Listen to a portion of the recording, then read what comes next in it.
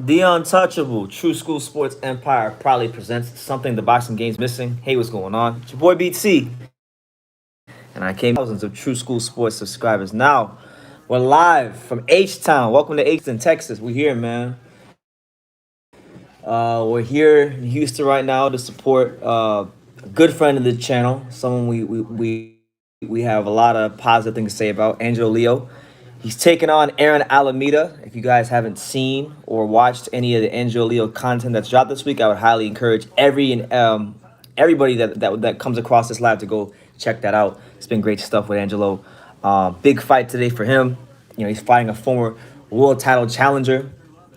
And yeah, hopefully he comes out and looks spectacular, so that he could be in position to fight for a world title in the not so distant future. Because whoever wins that fight is looking at probably fighting Danny Roman next, and then winner of that fight probably goes on to fight for a world title. So, big things are at stake. We got Jamal Charlo because Jamal Charlo, as talented of a fighter as he is. And by the way, shout out to everybody here. I want to make sure I acknowledge everybody. If you're watching the playback, make sure you smash the like button. If you're watching it now, make sure you smash the like button so this video gets out to more people. Shout out to my guy Brendan Smith. He says, "Why does everyone want Lomachenko to lose?" I'll get to that in a second. And Nathan Carey, my main man from the UK, Manuel Char #1. Shout out to Manuel Char, man, coming off of that illustrious win over the great Christopher Lovejoy.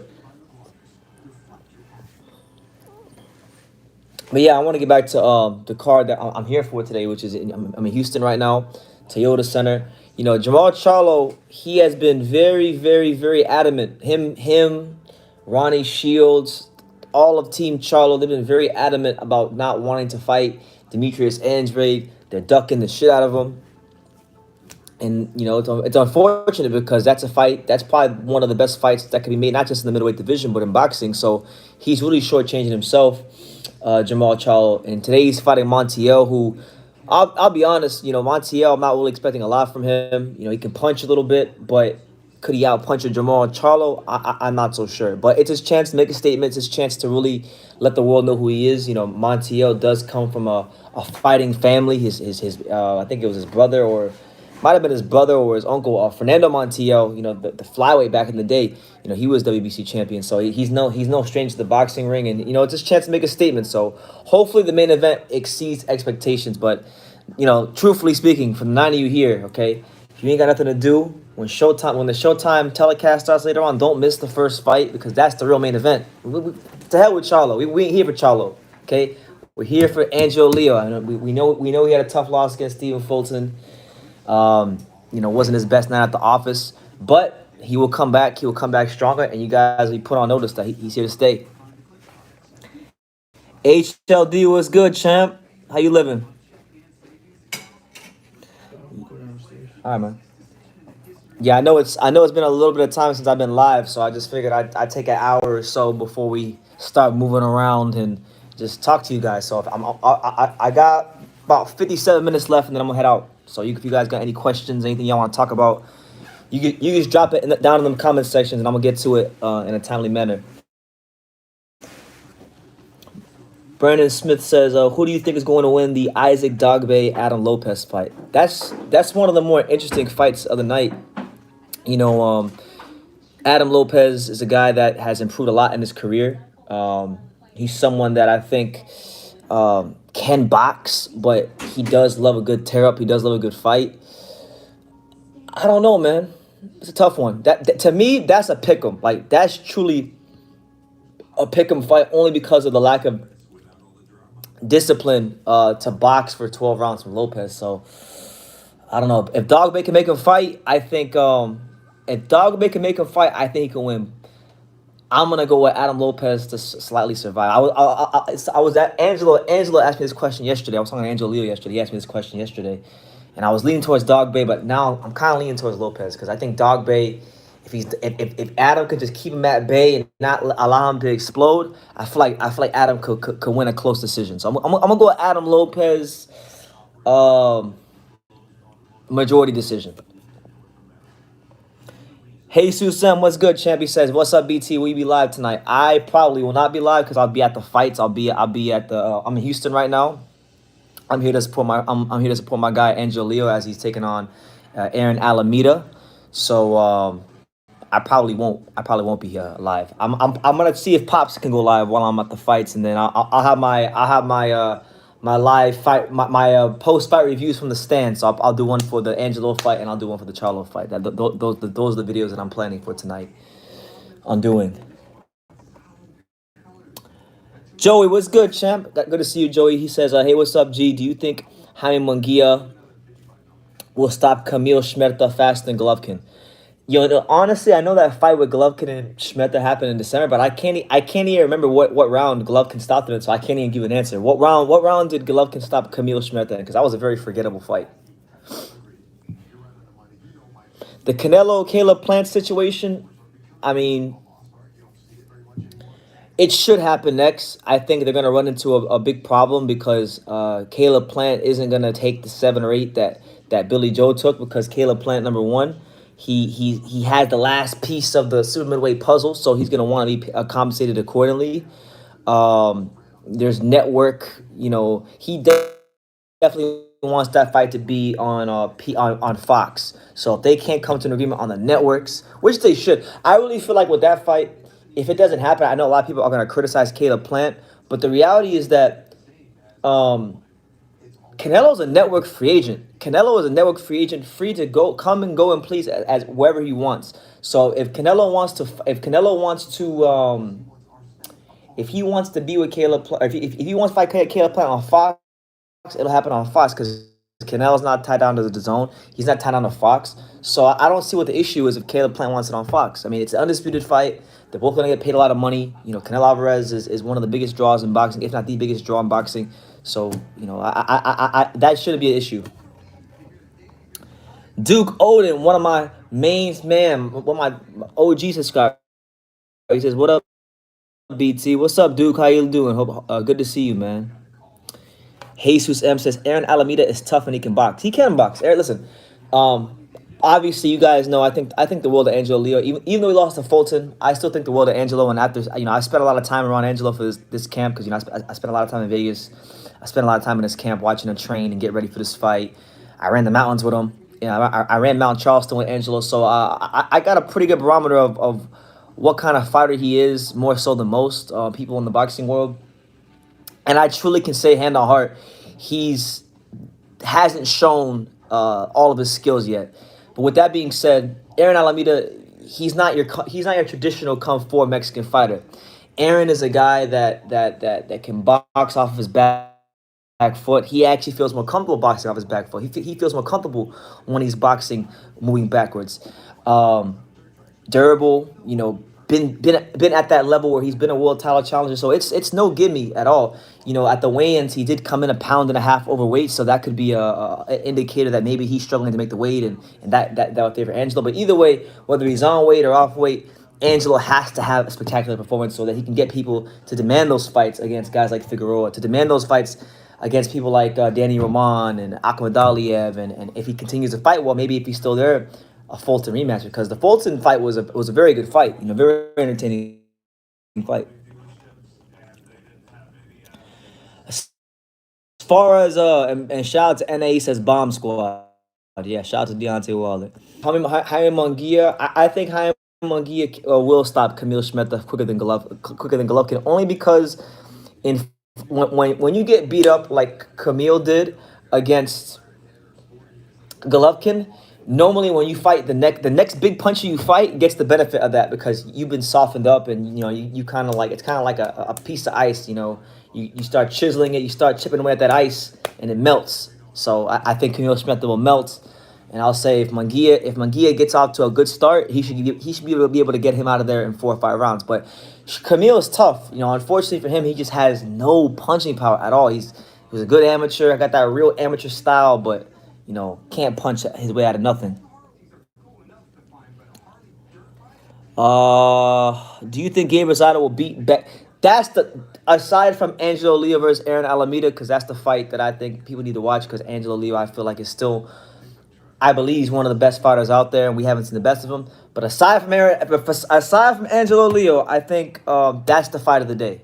That's the fight of the day. Gabe Rosado, Bektier Melikuziev, a hell of a fight because you got Gabe Rosado, who he's never in a bad fight. Gabe Rosado is never, ever, ever in a bad fight. Melikuziev is a guy that's been blazing through everybody, he's fought, And I feel like, what's crazy with Gabe? I'm going to say this. Beck is the favorite. Bektier Melikuziev is the favorite. But I genuinely believe that Gabe Rosado he's kind of going through he's in his career. I believe he's going through a lot of what Freddie Pendleton went through in his career. If you guys remember the old fighter Freddie Pendleton, he was a guy much like Gabe, took a lot of fights, a lot of tough fights, short notice fights against top names, had an upside down record. And what wound up happening was towards the latter stages of Pendleton's career, he actually began to improve. Even though he lost and even though he kept coming up short, he began to improve. And in the back half of his career, he fought some of his best fights. And I feel like with Gabe, the same thing is happening. Gabe Rosado has been in so many fights. He's so experienced that I actually feel like he's improving as a fighter, which is crazy to say. I thought he beat Daniel Jacobs his last fight. And it wasn't so much that he just beat Daniel Jacobs his last fight. Rosado showed in that fight he can box a disciplined 12 rounds, and that's something that I never thought I would say about Gabe Rosado. Never in my wildest dreams did I ever think I would say about Gabe Rosado that he could box 12 rounds against another world level opponent in a disciplined fashion. But that's what he did. And you got to give Gabe all the credit in the world for that. So because of what I've seen in the Jacobs fight, I give him all the chance in the world to beat Melikuziev. To me, I see that fight as a slight, 55-45 fight in Melikuziev's favor, only because I just feel like he might be the fresher fighter. But I wouldn't be the least bit surprised if Gabe Rosado goes in there today and boxes his ears off.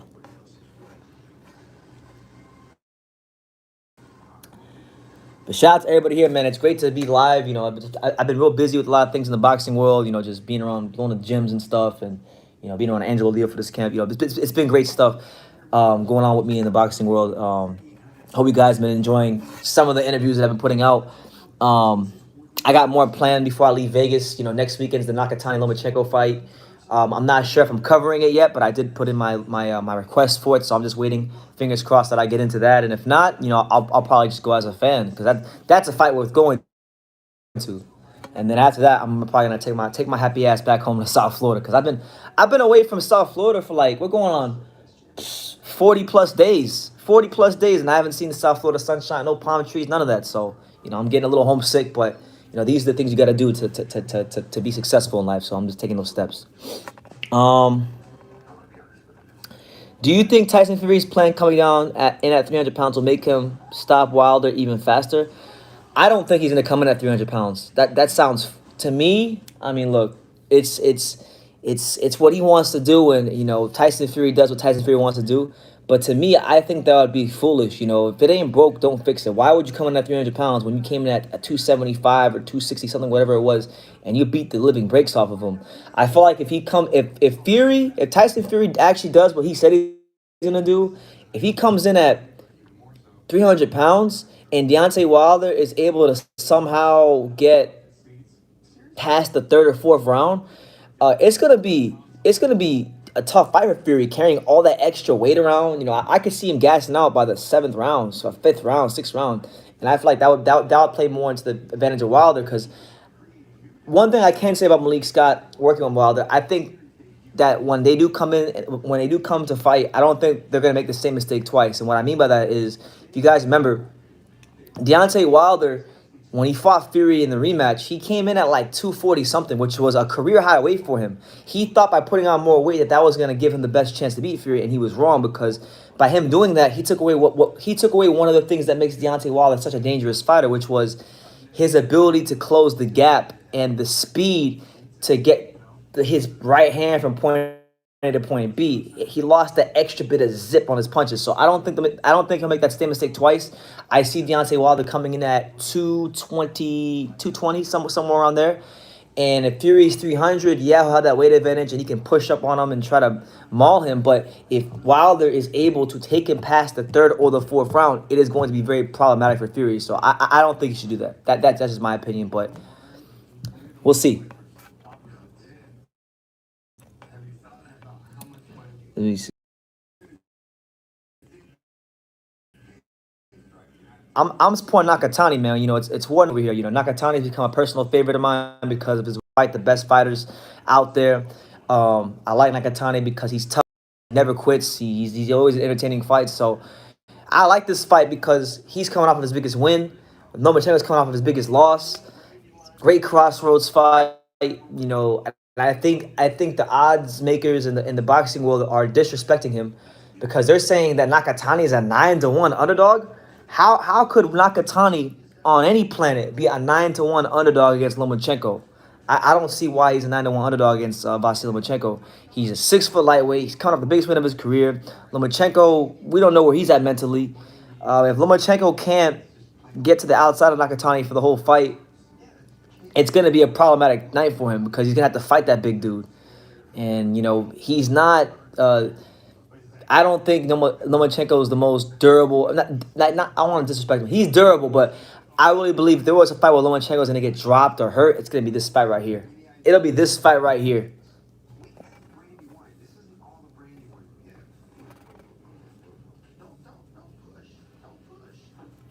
Wilder came in at 231, just 15 pounds over as usual. That's a weak excuse. I'm not making an excuse for him. I'm telling you. I'm telling you the truth about him. I have listen. I didn't. I don't even like Wilder like that.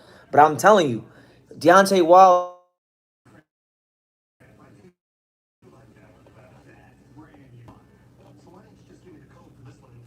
Can you guys in the comments let me know? Can you see me because the hotel, the internet on my phone keep. Am I cutting out? Let me know in the comments, guys, if I'm cutting out. But you know, I'm just saying, like when he's at that lighter weight, it's just better for him. You know, it does him no good to be at 230, 240. That's not fuck, man. Yeah, I'm at this hotel. But yeah, anyway, I think Wilder for this fight, regardless of what happens with Fury, whether Fury comes in at 270, whether Fury comes in at 260, Fury or Wilder, I should say, Wilder needs to do he should come in at 220, 218, coming at the weights that make him the best version of himself. Personally, I don't think it matters because I think Tyson Fury is going to beat the shit out of him. I think Tyson Fury is going to beat him from pillar to post.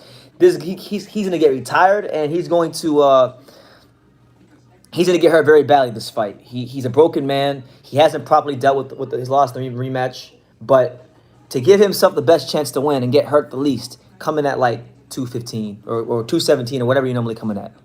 You coming at 230, coming at 240, you try to gain weight to deal with the Tyson Fury weight gain, you're gonna get your ass clapped badly, you know. So we'll see what happens, man. But a lot of boxing on today. It's a great day for boxing. You know, we got the monster. I mean, gee, we went 20 minutes without talking and didn't even mention that Naoya Inoue is fighting. And wow, like he's fighting Michael Dasmarinas today. You know, a good solid fight. You know, it's a fight that Inoue should win. Dasmarinas is a good solid fighter, but nothing crazy that I don't think he can handle. And if he does what he's supposed to do today, you know, we're looking at maybe him fighting Donaire in a rematch. I mean, now that fight looks so mouth-watering and enticing ever since Donaire got that win over Ubali. And I think that'd be a treat for the boxing fans. Obviously, Inoue is a great skill fighter. We're talking about pound for pound, one of the best fighters out there. And, you know, you could argue, there's an argument to be made that he's pound for pound the best fighter in the world today. You know, I think there's been points in time where I thought I watched him fight and I thought, this guy's the best fighter out there. If Inoue is not the pound for pound best fighter in boxing, you know, there's not more than 2 or 3 fighters you could put above him. Because I truly think I've been following him for a long time, Inoue, and just to see the guys he's beaten in his career. Like he beat, I think it was like his 6th fight. He beat Ryoichi Taguchi like in his 6th fight for the Japanese title. And Taguchi went on to become a unified champion. And so he basically beat a unified champion in the sixth fight. Was the quickest Japanese fighter to ever win a world title. I think he tied Lomachenko for the fastest fighter to ever win a world title in three weight classes. I mean, he's done all kinds of just historical things in his career. And the scary part is with Inoue. I'm not even sure the best is. I think the best has yet to come with him. I really believe his best work might come, or his best and most his biggest tests aren't going to come at 118. They're going to come when he was 122. And now you got like Stephen Fulton's talking a lot. He's talking about wanting to fight him. The division's full of a lot of big names. You got like Fulton. You got Brandon Figueroa. You got friend of the you got Angelo Leo, who I think if Angelo can get a couple wins under his resume, I would love to see that fight. I would love to see the monster and Angelo duke it out. If Angelo can get back at a get back to winning ways and look spectacular and show a higher level of quality. But there's a lot of great fights out there for Inoue if he can get to tonight. You know, and when you talk about pound for pound, the best fighters in boxing, we're talking pound for pound, creme de la creme, the best fighters in boxing. Look at his skill set. I mean, Inoue's got it all. He's got the jab. He's got the boxing skills. He's got the ring IQ. He's got the vision. He can fight backwards. I've seen him knock guys out going backwards. We've seen him knock guys out going forwards. We've seen him outbox people. We've seen him show in spots of fights when he has to defensive masterclass. The guy is just he has all the makings of a fighter that could be a living legend. A future legend of the sport.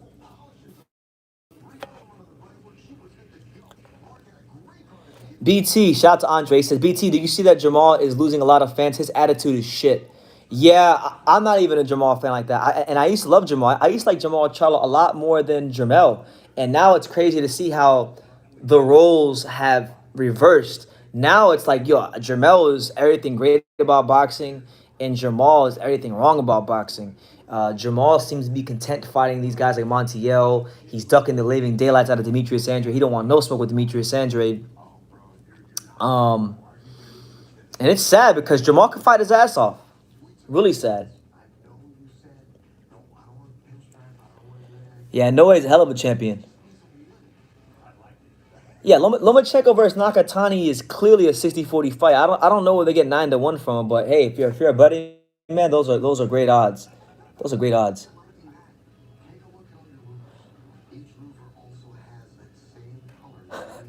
Paradise says we finally found out what animal COVID came from. A duck. Ask your boy Tio. You think Tio people's ducking George Cambosos? I'll tell you this, man. I'm not buying. Like, I'll be honest. I'm not buying that he had COVID. I'm gonna agree with my man Alfred Gamers. COVID is fake. No one believes that shit. I don't believe in COVID. COVID. I know that's controversial. And I might fuck around and get my channel deleted for saying that, but nah, man, that shit ain't real. The tickets weren't selling enough for them to pay Meek Mill and Lunai and Mike Towers and all those acts. Because you got to think about it, right? They're fighting at Marlin. They're fighting in a baseball stadium, so I'm pretty sure that's not a cheap site fee. So that's already a lot of money there. Then you got Meek Mill, Mike Towers, and Lunai. Those are all high-level A-list musical artists, and they don't command cheap purses. They're all gonna be want to be paid a lot of money, and then you gotta and then on top of that you gotta pay all the fighters on the card. So there's a lot of factors that go into it.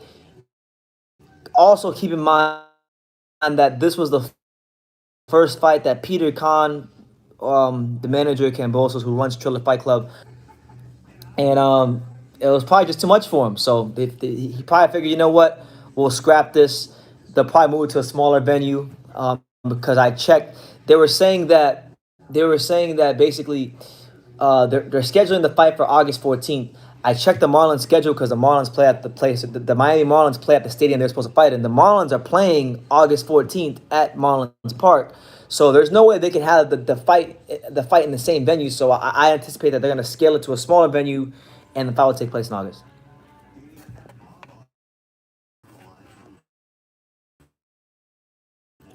Rob 87, what's good, champ?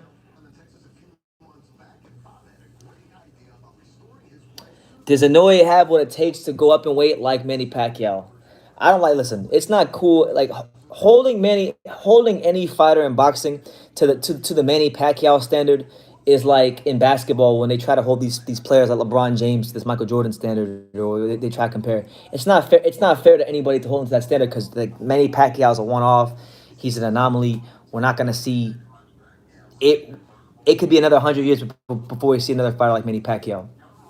But I do think, to answer your question, I think Inoue is good enough to scale his way all the way up to 126 to win a world title. I think 126 is where he will cap out at. So if he's able to do that, he'll have won a title at what, one, was it 112? 112, I think 108, 108, 112, 115, 118, 122. So I think he's got a chance to be a potential six division champion, six division champion. But that's where he caps out at. I don't see Inoue going past 126, and even 126 might be a lot. Shit, 122 might be a lot because we seen him with Donaire. Donaire at 118 broke his damn orbital bone. So let's see how he does at 122 when he fights the likes of guys like Fulton or Figueroa or Angelo Leo or guys like that.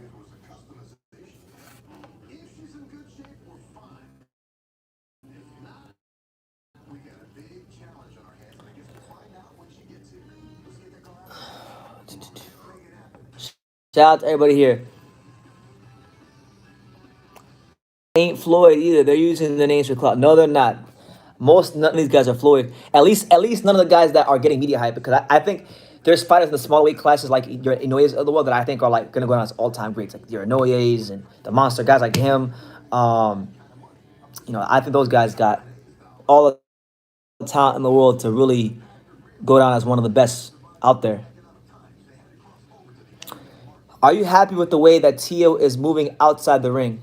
How is he what? How is he moving outside the ring? Are you talking about with the COVID thing?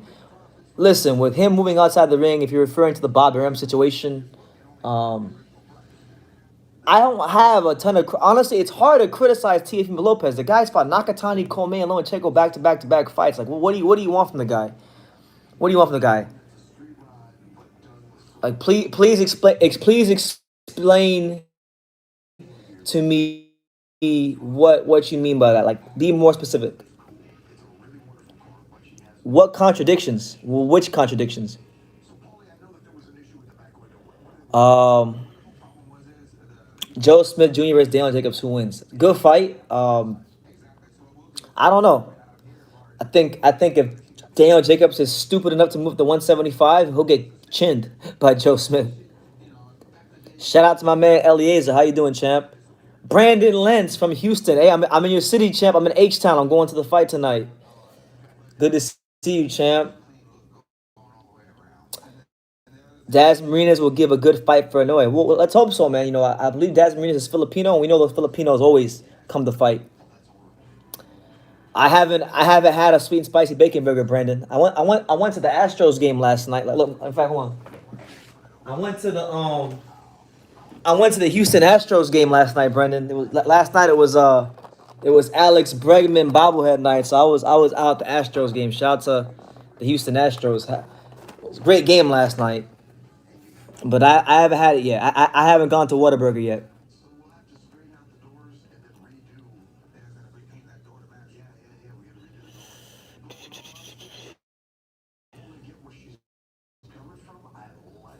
Ozzy Battler, what's good, champ? How you living? National Memorial Gardens, Nathan. Good to see. Yeah, is that what that is, Brandon? Because I was trying to figure out what the hell is Alex Bregman doing in this damn. Because I don't watch the Astros like that, but like I was trying to figure out what the hell Alex Bregman was doing with this whole thing. So that's the intentional walk thing.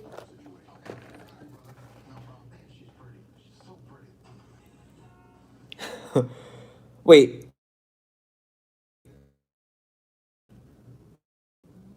are you serious? Andre says some people are jetting on Juneteenth. Well, I don't listen. Juneteenth just became a holiday. They just now made it a holiday. So I don't know, man. People People these days are too sensitive, man. People need to take the stick out their ass and just enjoy life, man. Life's too damn short to be so damn sensitive about stuff like that. The man's got a family. The man's got a family. The man don't know shit about what's going on in America. He gets here to make his money and go back to Japan.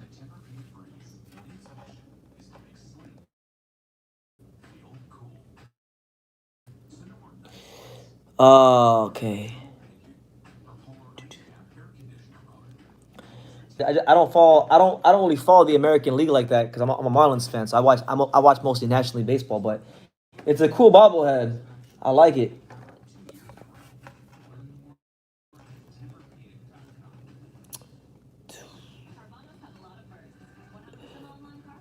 Just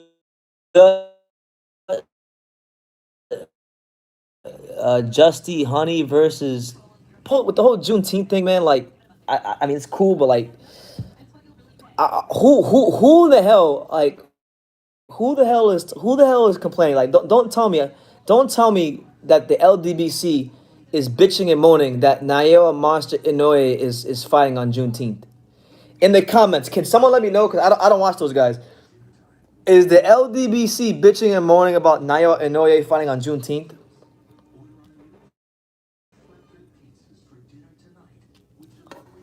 Man, America. I mean, the USA, man. Bro, you have to watch the Top Rank video about the fight. They are overhyping Inoue. Top Rank are desperately looking for the next Manny Pacquiao because they failed Crawford. They're not overhyping him. Listen, I don't think I don't think Inoue is getting. I don't think the monster is getting. I'm glad that the monster is getting some hype. I hope they gas him up some more. He deserves it. This dude, this dude Inoue should have. He should get all the hype in the world because he's done historical things worthy of praise. I mean, fastest Japanese fighter to win a world title. Title Lomachenko for the quickest fighter to win a world title in 3 divisions. Already, I think he's like 27. He's not even close to. He's not even 30 yet. 30 yet. He's not even 30 yet. The dude's already won 3 division titles. You know, he might have a claim. All right, he might have a claim for the best Japanese fighter of all time when it's said and done. And that's no small accomplishment because Japan, when we talk about the history of boxing, I know the Japanese fighters don't really get to just do in the mainstream media, but like when we talk about the best countries in boxing, USA, Mexico, England, I feel like Japan, if you were to really go look at the history of boxing, I feel like Japan might legitimately have a claim to being in the top three of the best like countries for fighters. The problem is it's just that most of the fighters are like from 126 on down, so they don't get the credit they deserve, the attention. Al Pal said, "What's up, bro? You're my cities. What the fuck? We should have linked up. What side are you on?" I'm downtown right now. I'm downtown. I'm not. I'm like right. I'm pretty damn close to the Toyota Center right now. I'm downtown right now. But I'll be there, man. I'll be there. I'll be around tonight. Any of you guys are in Houston, the best way to get a hold of me is just hit me up on Instagram. My Instagram is on my about page, so I'm pretty easy to find. Or Facebook, if you got Facebook. Brandon White says, "Yo, BT, I might be at the fight tonight. I'll look out for you if I go." Well, yeah, look out for me. I'll be there. I'm gonna be wearing. I'm gonna have my $20 Bright Link on, and I'm gonna have a pair of red jeans on. I'll be wearing red jeans, so I'll be pretty easy to find.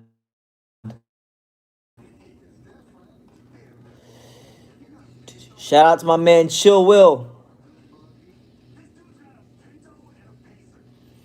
Are you not going to interview Regis Prograis? He's in Houston. If I see him, why not? I've interviewed him before. I need to see some more wins versus Inoue versus top guys. His whole resume is chock full of guys wins against top guys. The dude beat a unified champion, a guy who wanted to become a future unified champion, like his sixth fight.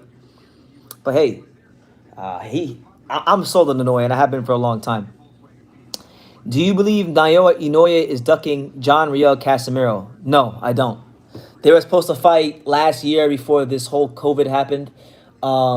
Casimiro went ahead and shot with Sean Gibbons, and they started working with PBC, and they've been fighting just guys over there on the PBC side.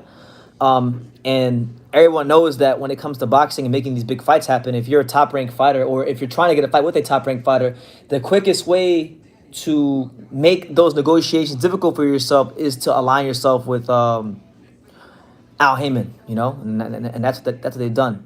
But I think that fight can still happen because in the smaller weight classes, if these fighters want to make money and if the promoters want to make money on them, they have to make the big fights because there's not enough people that care about those weight classes to just like be divas and duck each other and marinate. You can't do that in the small weight classes.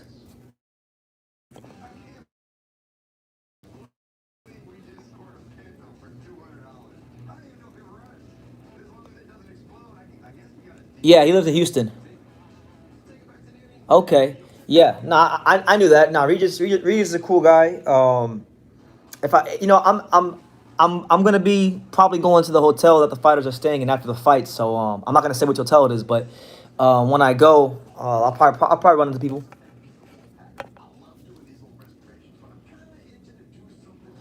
BT, what's your serious question? Brock Jarvis, super featherweight. Have you ever seen him fight? What's your opinion? Nah, I'm be honest with you. I'm not too familiar with Brock Jarvis. You might need to put me on game. I don't know too much about him. Jesus M says Blair Cobbs needs to step up in competition after this fight tonight. Oh, that's right. That's right. That's right. The most exciting man in boxing is fighting today. He's fighting Brad Solomon.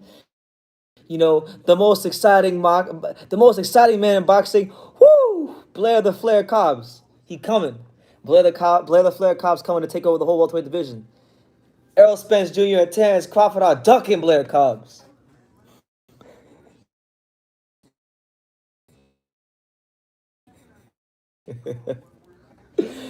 I'm just talking shit. Yeah, thank you, man. Thank you, Vic. It's very nice to be in Houston. It's my first time in Houston. I'm definitely enjoying it. I had a great time at the Astros game last night, and then I'm sure I'm gonna have an even better time at the fight tonight. You know, hopefully, just for the sake of competitive boxing, Fernando Montiel can put up a decent fight because I don't want Jamal Charles to knock this guy out and get delusional about how good he actually is. He's a good little fighter, but he ain't no Demetrius Andre. Demetrius Andre beat the brakes off him. That's why he ducking him.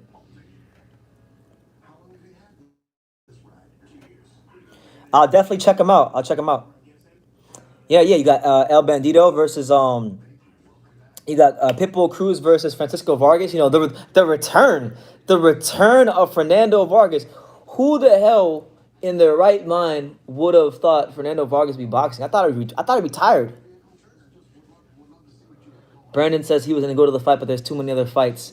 I mean, well, the DAZN card's in the afternoon. Just so you know, for those of you that don't know, the DAZN card in America is in the afternoon. So if you're worried about missing the DAZN card because it's going to conflict with the Charlo card or the top rank the Inoue card, it's in the afternoon.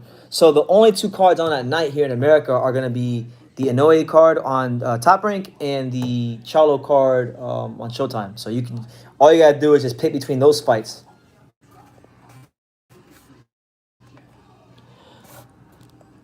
Go get lunch at Chula's Beltway 8 and I-10. I went to this place yesterday. There was this place here downtown called Grotto. I went to a place called Grotto. Does anybody in Houston know of a place called Grotto? Grotto. I went there yesterday. Now I'm trying to go to Whataburger. I'll go to Chula's if I got time, but I'm going to Whataburger. I need to give me that sweet and spicy bacon burger. That's a must every time I'm in Texas. Every time I'm in Texas, I go for that sweet and spicy bacon burger. He said it's like a Hooters, but the Latin version is better. Oh, so it's like Ojos. It's like Ojos Locos. Jesus M says, "Are you expecting a lot of ladies at the fight?" Shit, if it's anything like that Astros game was last night, then I'm in good hands because one thing I can say about Houston from my little observation so far about when it comes to the females here is Man, y'all got a lot of y'all got a lot of thick girls. A lot of the girls at the baseball game were thick. White girls, Mexican girls, all the girls. I feel like there was a higher percentage of thick women at the game last night. So yeah, man. Fuck.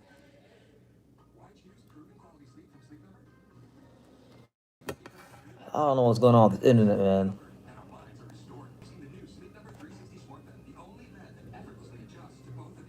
Timmy Chance, all right. Timmy Chance. Hold on. Oh man. I feel like I should be taking notes. We got Timmy Chance. We got Chulas. Timmy Chance. Chulas.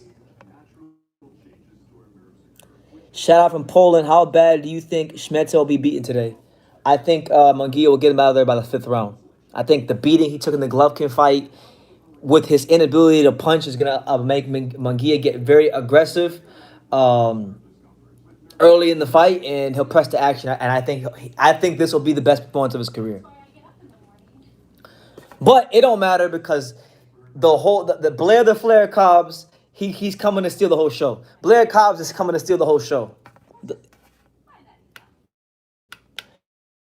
We got all the women out here. I know, man. I'm from South Florida, so when it comes to traveling, it takes a lot to impress me. But I was pleasantly surprised. I didn't expect Houston to be so good when it came to the female department, but Houston's got that in spades. If Cambosos beats Tio, what belts will he win? All of them. If Cambosos beats Tio, he's the undisputed champion. And if you say otherwise, don't argue with me. Argue with Mauricio Suleiman because he's the one that said that he recognizes the franchise over the belt that Devin Haney has. He'll be the undisputed champion. But either way, whether you think he's undisputed or not, I would like to see Teofimo Lopez fight Devin Haney just so he can beat him already and people can be quiet because I'm sick of everybody talking about how Devin Haney will beat Teofimo Lopez. Devin Haney need to take his time. He is not ready for Tio yet.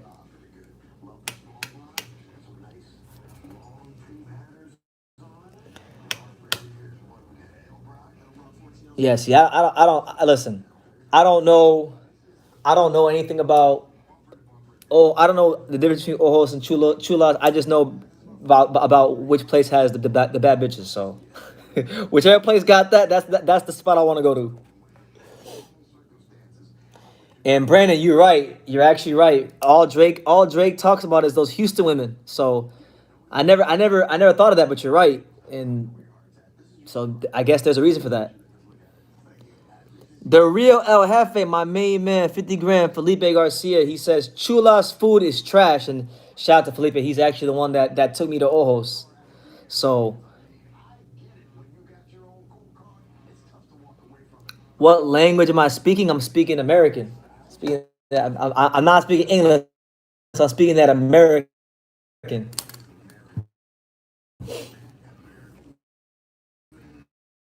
Things in Pasadena. So I'm gonna take Felipe's advice because Felipe got all the good food spots. Chula's is apparently a Mexican spot. It's a Mexican food spot. Nah, Teofimo Lopez versus Cambosos is for undisputed. It is for undisputed. Teofimo is the undisputed champion. Personally, I don't give a damn though. It don't matter. I just want Tio to fight Devin Haney already, so he can just because Devin Haney don't know how to fight on the inside. Devin Haney is gonna get absolutely positively lit up and obliterated. Obliterated. That fight's not going 7 rounds. They fight. If I was Devin Haney, I would take as much time as humanly possible to develop because it's not gonna work. That fight is not gonna work out for him right now if he fights him. I think Devin's best chance to beat Tio is if they fight at 140, like 2 years from now, or 147. But he fights him right now, or anytime within the next year, he's getting sparked. If Gervonta Davis beats Mario Barrios, who should he fight? He should fight someone. He should fight someone. Look, Mario Barrios is a solid fight. I'm not gonna completely shit on the fight. I don't think it's the worst fight in the world, but like it's not a fight. I think everybody keeps saying that the Mario Barrios fight's a dangerous fight for him. I don't think it's a dangerous fight. I think it's a great fight for Tank. Mario Barrios is a big target. He's a guy that comes forward. He's strong. He's sturdy. Yes, these things are true, but his defense is very, very leaky, and I don't see a scenario where Javante Davis isn't capitalizing and counterpunching the daylights out of him. Truthfully, but who knows, man? We'll see what happens on fight night. But I think that fight's only ending one way and one way only, and it's going to end something similar to Santa Cruz.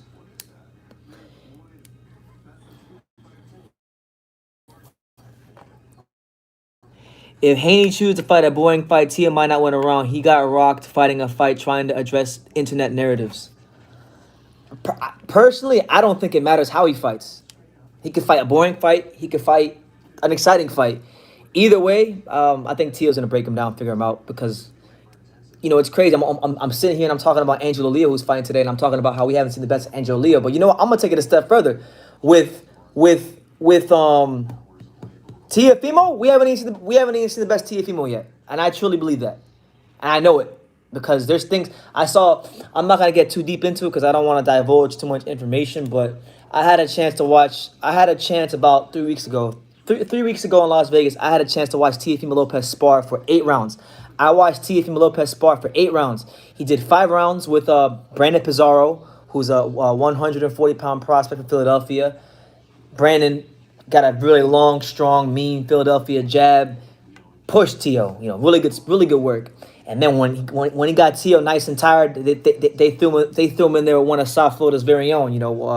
One of the best kept secrets in boxing. Dominique Trav Francis, who's 9-0, 6 KO, 122-pound prospect, one of the fastest fighters in boxing as far as hand speed goes.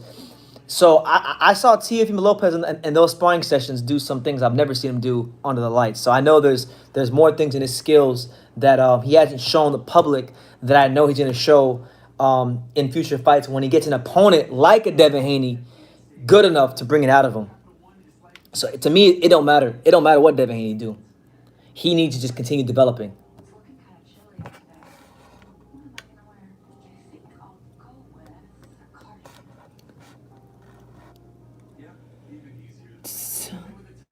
Kambosos comes from the streets. What do you think of his boxing? He skipped it. He skipped OZ for USA years ago.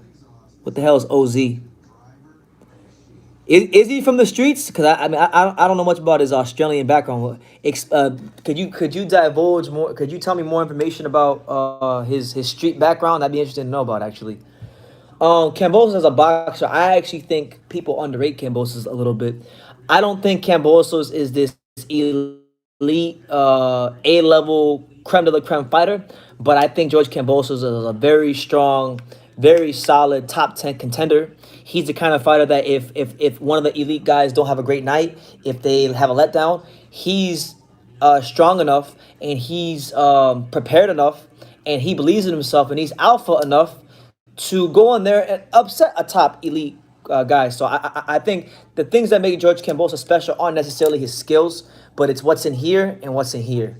And I think the world, whether it's against Tio, whether it's against Devin Haney, whether it's against Ryan Garcia, Richard Comey, somebody else at 135, Rolly, whoever.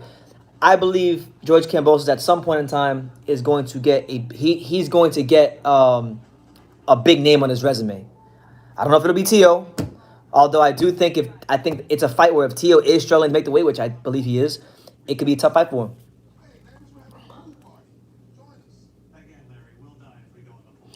Is Kambosos a better opponent than Devin Haney? It's a hell of a question. No,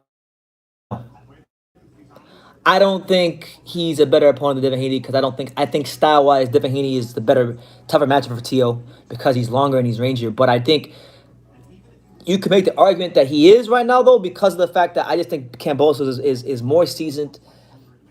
He's got 200 plus rounds of sparring with Manny Pacquiao in the bank.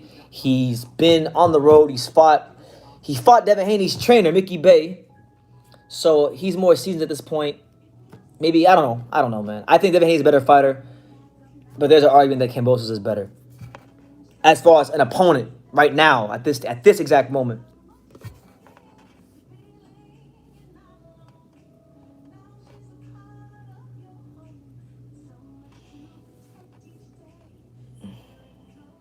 Shout out to Victor. Y'all be here. Yo, listen, all 32 you in here. If you see me, if you see me at the fights today, if you see me at the fights, if you see me anywhere in Houston today, you say what's up. You don't be a stranger, because you guys be surprised. Like, I go to these fights sometimes, and when I go as a fan, every now and then I go to these fights by myself, because I'm not the kind of person. I don't always need people's company around me to have a good time.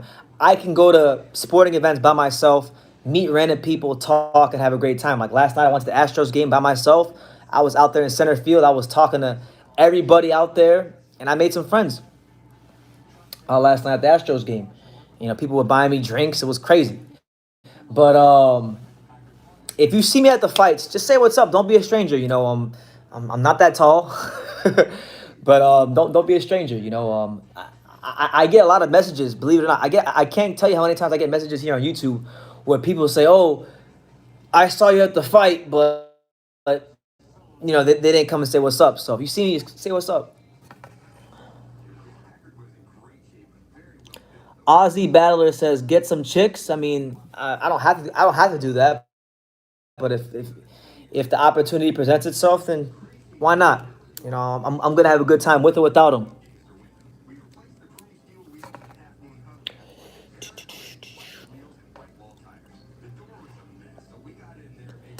Jesus says that Angelo has to show more heat shots. He hit Stephen Fulton with like over 100 plus body shots in that last fight. So I don't think he needs more body shots. And truthfully speaking, I don't really think he needs more head movement. I think with Angelo, most people don't know this about Angelo, so I'm gonna put y'all on game before it happens. Most people don't know this about Angelo, but Angelo is a very good boxer. He's actually a very good technical fighter. I've had a chance to watch him spar a lot over the last 3-4 weeks. The guy he can box. He can really box. And truthfully speaking, he probably should have boxed a little bit more against Fulton, and I think it would have given him a better chance to win. Um, so I don't think he needs to have more body shots, because he has a lot of body shots.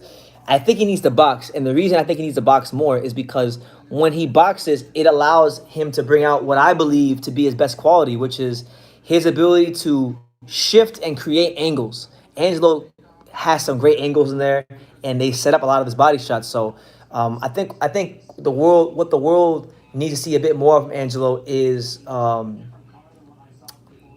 his boxing ability, because his boxing ability will unlock the other attributes he has in the ring.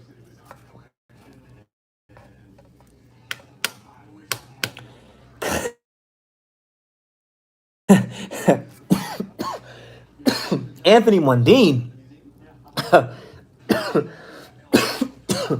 I'm sorry. That was funny. Canelo versus Anthony Mundine. That's a joke, man. I think Canelo. Listen. I'm not against anybody criticizing me of being a Canelo hater, but Canelo would have folded that dude up brutally.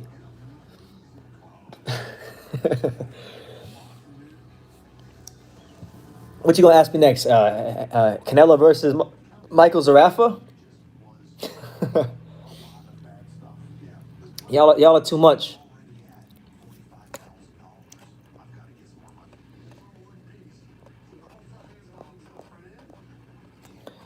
But yeah, man, it's been a good time in Houston so far. But yeah, if any of y'all see me at the fights tonight, just don't be strangers. I know I talk a lot of shit here on YouTube and whatnot. I'm a pretty cool guy in real life. I'm pretty much the same way in real life as I am on YouTube. What you see is what you get. There's no Fanky the Funk over here. So if you see me in H Town, make sure you say what's up. I'll be the handsome I'll be the handsome dude with the curly hair and the $20 watch that looks like a $500 watch when I wear it.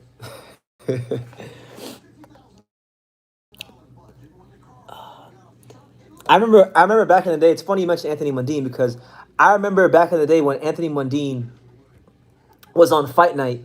I think he was like a middleweight in Fight Night. I used to always, for fun, I used to play Sugar Ray Robinson versus Anthony Mundine, and I used to beat the shit out of Anthony Mundine in Fight Night. I used to beat the brakes off of him. He was my tune-up match on Fight Night.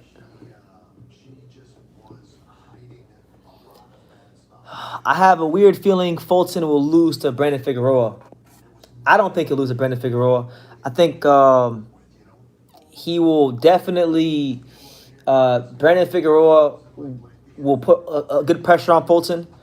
I think Fulton will look vulnerable in spots of that fight, but I think Fulton's boxing ability, Fulton's his versatility as a fighter is going to be able to allow him to grind his way through that fight. So I think Fulton will win a close decision in that fight. And truthfully, look, y'all can disagree, but I really believe that the fight to make at 122 in the next 12 months, at some point in time, is going to have to be the rematch between Stephen Fulton and Angelo Leo. Stephen Fulton, to me, already beat the best. In so far, he beat the best pressure fighter there is at 122. He beat Angelo Leo, and he looked good doing it. You know, he was pushed. He had to go through a little bit of adversity early in the fight, but he adjusted and he looked well in the fight. You know, so all I can do is give him credit. But believe you me, I believe Angelo's going to come back stronger. Tonight, you guys are going to see the complete Angelo Leo, and that's going to be the fight to make it 122.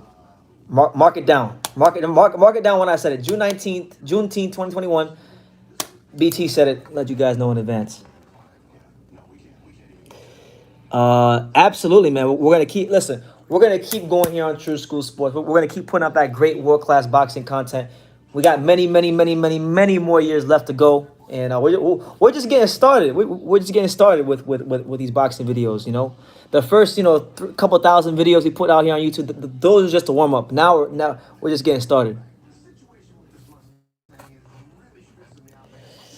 True School Sports. What's your hometown, brother? I'm from a beautiful, lovely town called Dania Beach, Florida. Dania Beach, Florida. Dania Beach, Florida. Dania Beach.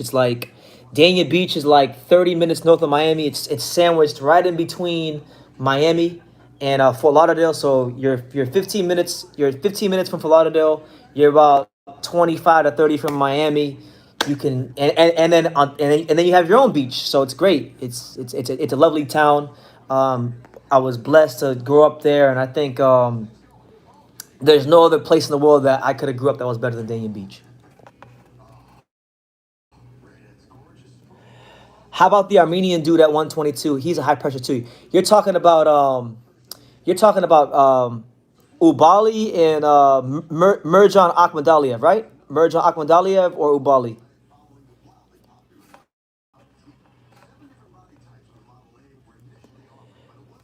Go take pictures of the Houston murals of the rappers. Go visit the Screwed Up Records, DJ Screw, Eighth Wonder Brewery on the other side of Minute Maid Stadium.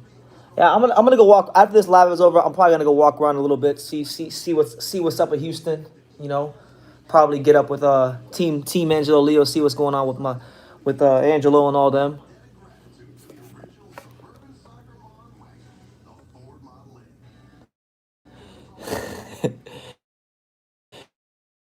Could Miss Shields fight a male boxer?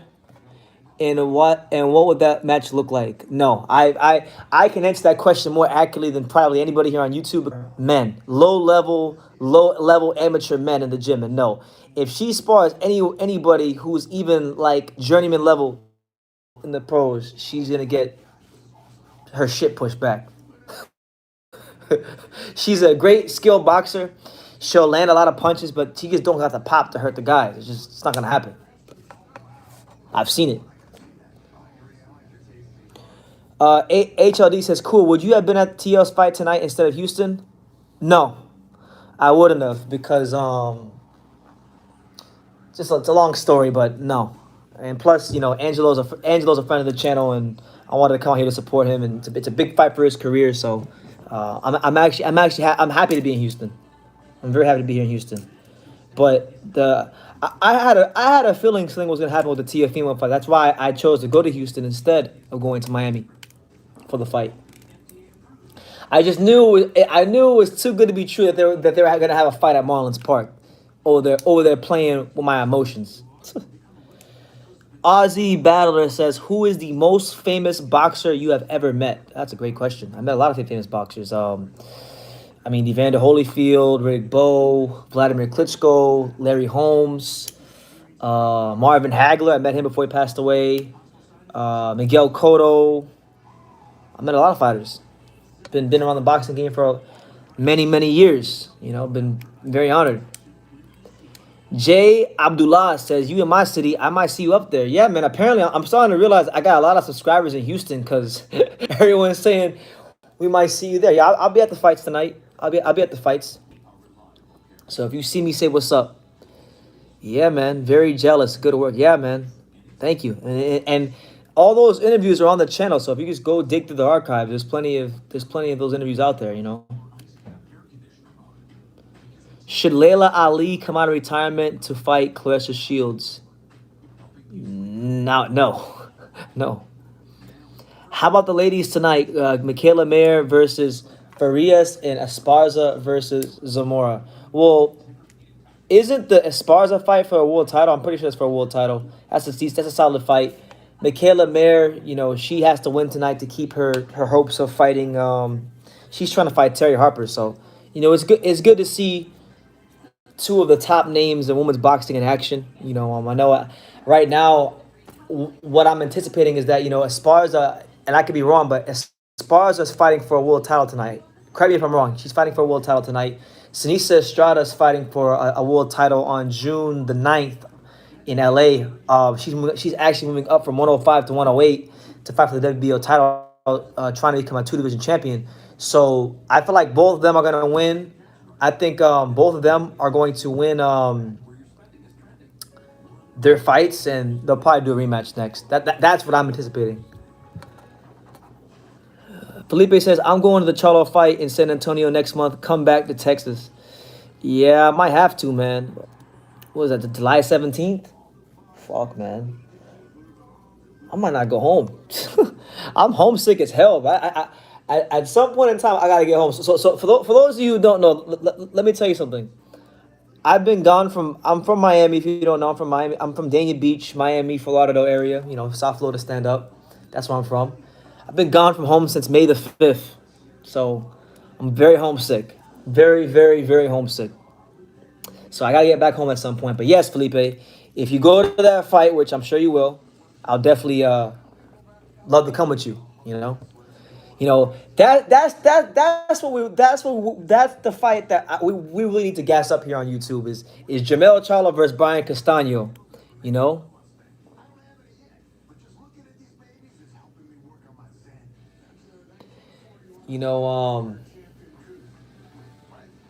Hold on.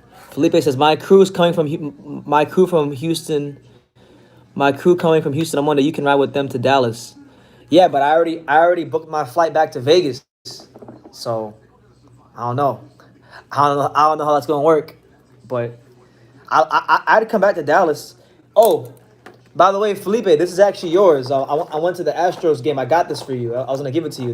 They had a bobblehead night last night, and I got one. So I know you're big into your bobbleheads and stuff. So this one's for you, champ. Whenever I see you, I'm holding it till I see you. Who is the best boxing analyst out there to me? That's a great question. Who is the best boxing analyst? Who is the best boxing analyst? That's a great question.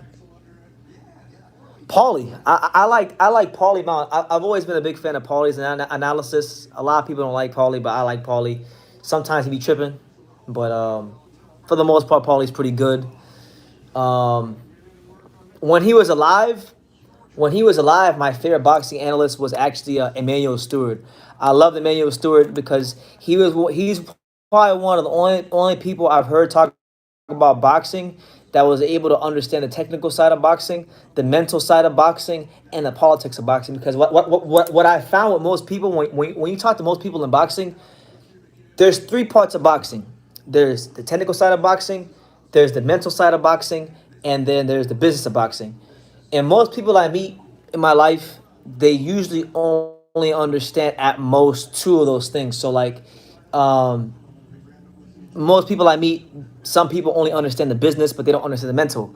Some people only understand the mental and the technical, but they don't understand the business. But it takes a special person, and it doesn't necessarily have to be somebody who's a fighter or a trainer to understand all three. But it takes a special person to understand all three sides of boxing: the mental side of boxing, the technical side of boxing, and the business of boxing.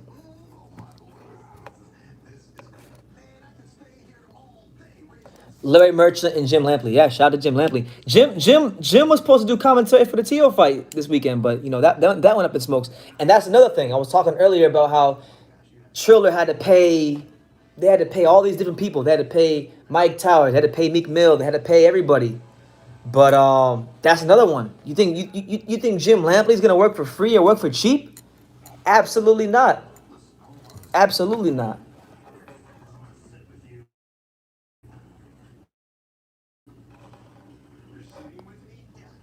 Frank's. Oh, that's a good fight. I'm glad you brought that up, Jesus. Frank Sanchez versus Efe Agjagba is going to be a great fight. These are two heavyweights that have a lot to prove in the heavyweight division. They both got their own little, they got their own little buzz going on in boxing. And I've been very critical of Efe Agjagba in the past, but I'm starting to like what I'm seeing from Efe Agjagba. He's starting to the boxing skills of Fa are slowly, very slowly, starting to catch up with the physical strength, the natural God-given strength that guy possesses. And the more his boxing skills catch up to his physical strength and attributes, for him, I think Frank Sanchez is a good technical heavyweight, but I think sometimes what I see from Frank um, is that sometimes he doesn't impose himself all the way on the fight. He's a guy that knows how to win rounds and he puts rounds in the bank. But I, I've watched Frank's.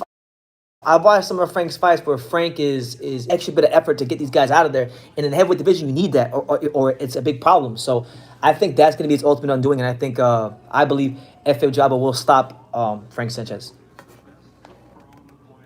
Have you ever listened to the Emmanuel Stewart interview on the history of heavyweights on Rummy's Corner? Oh, I did. I listened to it about 2 or 3 months ago. I listened to the whole thing. Hell of a hell of an interview. Probably one of the ever seen on boxing. Period. And that's. I don't like giving people credit like that because I feel like me personally, I'm biased towards myself. I think I do some of the best interviews, but that to me was one of the top 5 best interviews I've ever heard from anybody on YouTube. So great stuff from Rummy's Corner. Make sure you guys subscribe to him if you haven't already. Owen McKenzie, I just got here, bro. I love the video your dad made on the UK media not covering Josh Taylor. He was buzzing after the fight. Who would you guys like to see Josh Taylor fight next? Listen, man, Josh Taylor is one of the only fighters in boxing, and I mean this with the utmost respect, with the highest level of respect. I don't care who he fights. I just love watching the guy fight. I love watching him fight. He could fight Jack Catterall next. I won't be mad about it. He could fight Devin Haney next. I won't be mad about it. He could fight Tio next. I won't be mad about it. He could fight anybody, and I'm going to get excited about it because Josh Taylor, every time he fights, he performs, and he performs at a high level with a complete skill set. If I had it my way, I would love to see Josh Taylor go up to 147 and challenge Terrence Crawford for a world title because I think Josh Taylor could beat Terrence Crawford. And I think Terrence Crawford is the only fighter, and listen to what I'm telling you, because this is how highly I rate Josh Taylor. Terrence Crawford is the only fighter from 140 to 147 that I would favor against Josh Taylor. I don't think anybody else from 140 147 could beat Josh Taylor. That includes Spence, that includes Virgil, that includes a lot of guys. I love Tio. He's one of South Florida's very own. But I would even lean. I would lean for Josh Taylor to get it done against Tio. I think he's a truly great fighter. And when I met him in person, and the night he won Undisputed Champion, you can see when you how he thinks, how he carries himself, his mentality.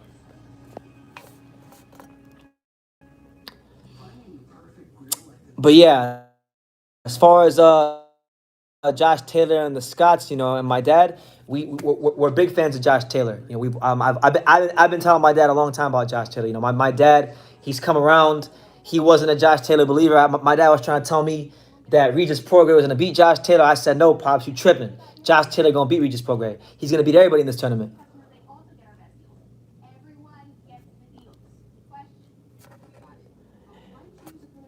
B Fighter says, be careful in Pasadena. It's different. It's different from the Pasadena in California. Listen, man.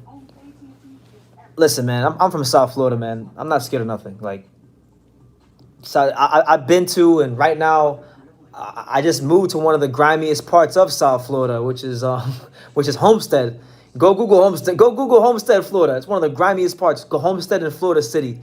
That's where me and Pops just moved to recently. It's freaking nuts.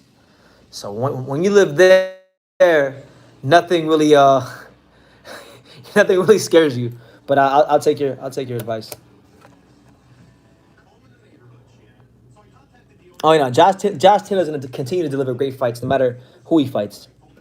Does your dad hates Devin Haney? No, my dad doesn't hate Devin Haney. We just I think what that when it comes to Devin Haney, I just think he gets agitated because here on YouTube, Devin Haney has a lot of fans. He has a big cult following on YouTube, and they try to tell us that Devin Haney is all these things when he hasn't proven himself to be anywhere close to those things. He hasn't even turned in the kind of performances to warrant that kind of praise. Truthfully, Devin Haney is talented. He has a high ceiling, but he's literally just famous for sparring and rumors. He's the only fighter in boxing I know that has as much hype as he has for sparring. He beat this guy in sparring. He beat that guy in sparring. But when he gets under the lights, he don't turn in those kind of performances. I still think Devin Haney has a chance to get better, but I gotta see him develop. Southwest Houston is a place to be careful with. All right, so I'm gonna stay away. I'm gonna stay away from Southwest Houston. Vanilla Friday says Demetrius Andrade is better than Floyd Mayweather. You damn right. Damn right. Why not? Fuck it. Floyd Mayweather was undefeated. Demetrius Andrade is undefeated. Demetrius Andrade was a U.S. Olympian. Floyd was a U.S. Olympian. Floyd Mayweather was a multiple division champion. Demetrius Andrade was a multiple division champion. Fuck it, man. Why not? You know, Canelo at least fought Floyd. He won't fight Demetrius Andrade, so that's got to tell you something about him. That's got to tell you something about him. All right? Canelo fought Floyd. He won't even talk about signing a contract against Demetrius Andrade. Pops gets really animated.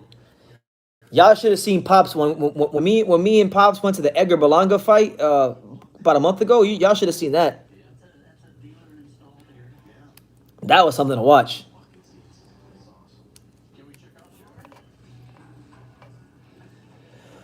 Who will Charlo fight next after tonight? Well, I can tell you who he's not going to fight. He's not going to fight Demetrius Andrade, but I would like to see Charlo fight after this fight.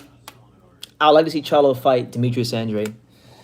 And I'd like to see Charlo after he I'll also like to see Charlo fight Demetrius Andrade. And if he can't get a fight with Demetrius Andrade, he should turn back and he should go fight Demetrius Andrade. That's the only fight that has to happen. That's the only fight I want to hear about. I don't want to hear about no Benavidez right now. Because Benavidez, if he go up there to 116, Benavidez going to knock him in the next week. All right? He not ready for no damn Benavidez. All right? He ain't ready for no damn Benavidez. It'd be a great fight for the boxing fans, but he ain't ready for that. Okay? He needs to take care of his business at 160, or at least try to take care of his business at 160. So, if you can't get Boo Boo Andrade, well, then try harder to get Demetrius Andrade. And if you can't get Demetrius Andrade, then fight the winner of Golovkin versus Murata. Hopefully, and preferably, it's Golovkin. But Golovkin or Boo Boo Andrade?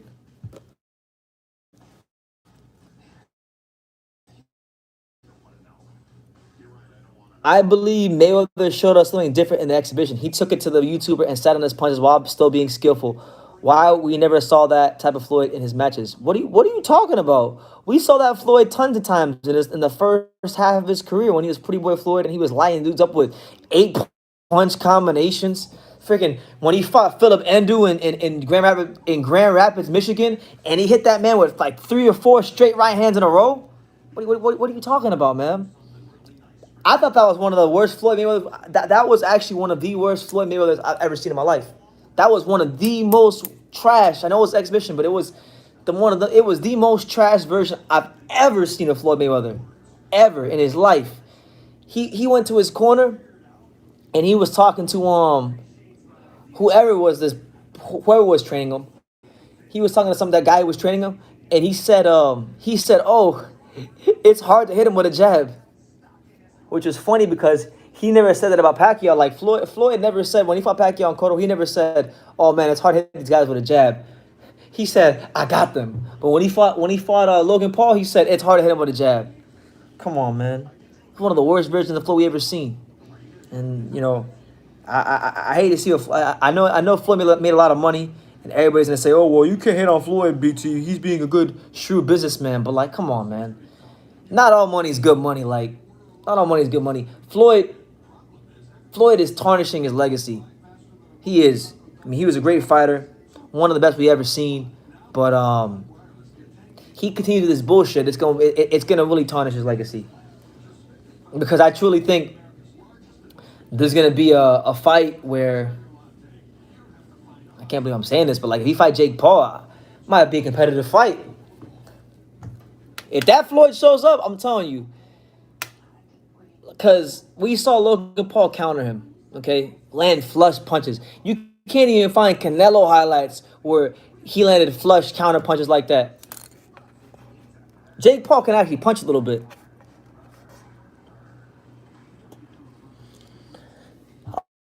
Boo Boo Andre will fight Benavidez if Canelo says the winner fights Canelo next. So Canelo needs to speak up. He can talk English.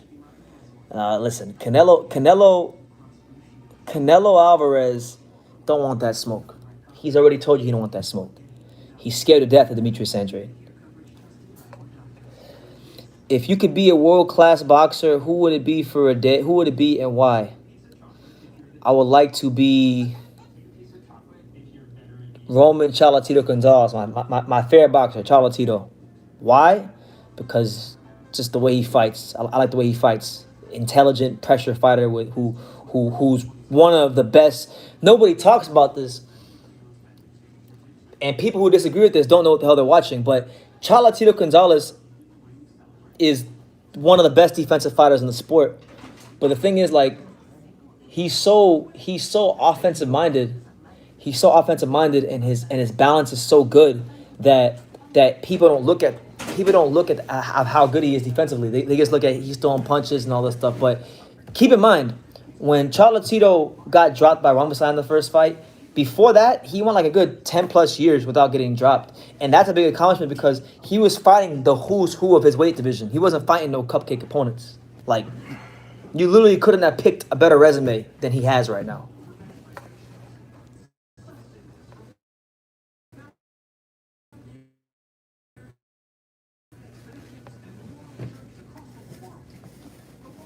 He fights if he would have moved and fight Josh Taylor, I think Josh could beat Teal. A lot of people don't think so, but I think Josh would beat Teal.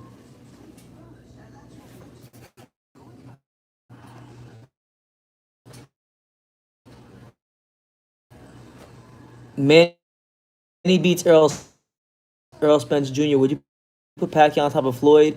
Friday has been exposed. As far as your first part of your statement, OD, I think if Pacquiao were to beat Floyd or Pacquiao beat Spence, I mean, even without him beating Spence, you can make the argument. But with him beating Spence, that's like there is no argument. Because even if you say he lost to Floyd, I mean, Manny Pacquiao turned pro as a flyweight. He turned pro as a flyweight.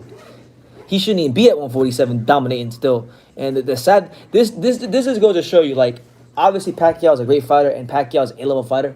But the fact that Pacquiao is even top 3 in this division, it's like, yeah, we know he's a great fighter, but it also shows you how overrated the welterweight division is. Because and that's my opinion. I think the welterweight division, it's gotten a lot of good promotion. It has a lot of big names, but I if we're talking about just how good in the greater context of boxing history, how good is the current crop of welterweights? I think it's one of the most overrated weight classes in boxing. Like, because the only 2 guys in that weight class that I can say for 1,000% fact are A-level fighters is Manny Pacquiao and Terrence Crawford. And with Crawford, it's hard to even it's hard to even tell people that he's A level because people will always point to his resume. But he was undisputed, so that that trumps everything. True school. Who do you got between Demetrius Andrade and Dan Benavidez, and why? If those two were to fight, well, it all depends on when they fight. If Boo Boo just moves up there and fights Dan Benavidez like first fight, I'm picking Benavidez. But if Boo Boo Andrade gets a fight